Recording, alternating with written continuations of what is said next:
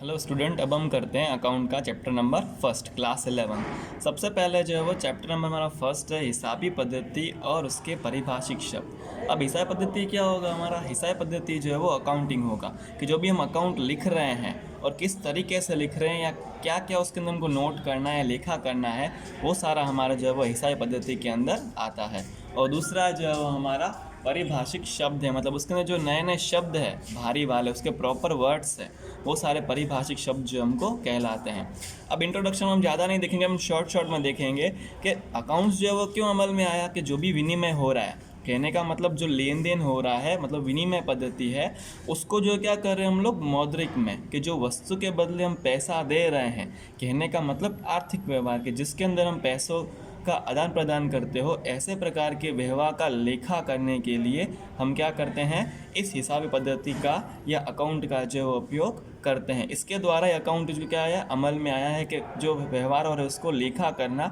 और भविष्य में उस लेखा को हम जान सके और तुलना कर सके, इसलिए जो है वो हिसाब पद्धति जो है वो अमल में आया है। अब दूसरी बात क्या कहता है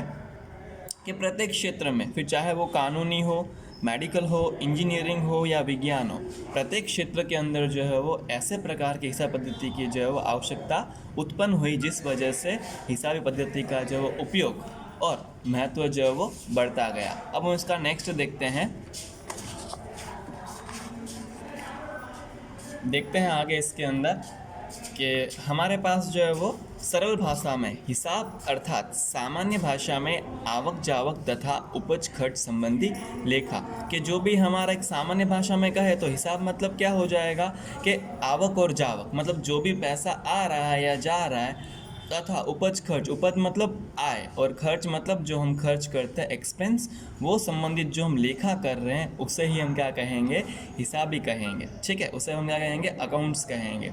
अब देखते हैं हम लोग हिसाबी को नामा के रूप में भी पहचाना जाता है। अगर शुद्ध शब्द में बोले या प्राचीन शब्द में बोले तो हिसाब को क्या कहते हैं हम लोग, नामा कहते हैं। ठीक है, यही हमारा जो वो विषय का भी नाम है, नामा।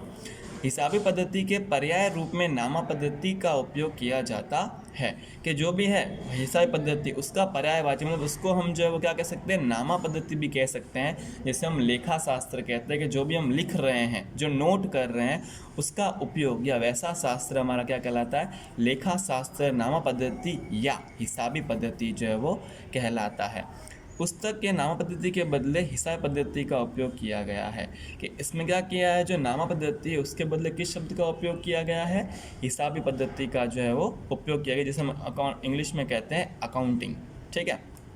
आगे देखते हैं हिसाबी पद्धति का अर्थ। यहाँ पे हमको डेफिनेशन ही इम्पोर्टेंट आपको याद करना पड़ेगा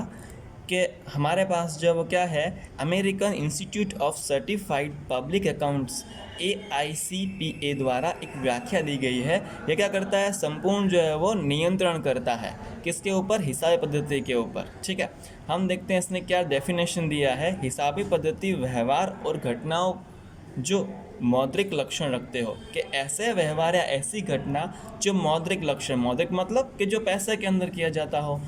उन ऐसे व्यवहारों को लिखने के लिए, वर्गीकरण करने के लिए और निष्कर्ष निकालने के लिए उसका परिणाम का अर्थघटन करने की कला है, कि वो जो हमने व्यवहार मौद्रिक लक्षण रखते हैं, ऐसे व्यवहारों को लिखने का, वर्गीकरण मतलब अलग अलग करने का, और निष्कर्ष कि उसके ऊपर से हमको जो है वो क्या तात्पर्य निकलता है, एवं उसके परिणाम और अर्थघटन निकालने की कला, कि जो भी हम क्या कर रहे हैं उसका परिणाम निकाल रहे हैं, उसको समझ रहे हैं, वो संपूर्ण कला जो है वो किसके अंदर आती है, हिसाबी पद्धति के अंदर आती है। तो ये क्या हो गया, इसका जो है वो परिभाषा हो गया, अर्थ हो गया, या व्याख्या भी आप इसे कह सकते हैं।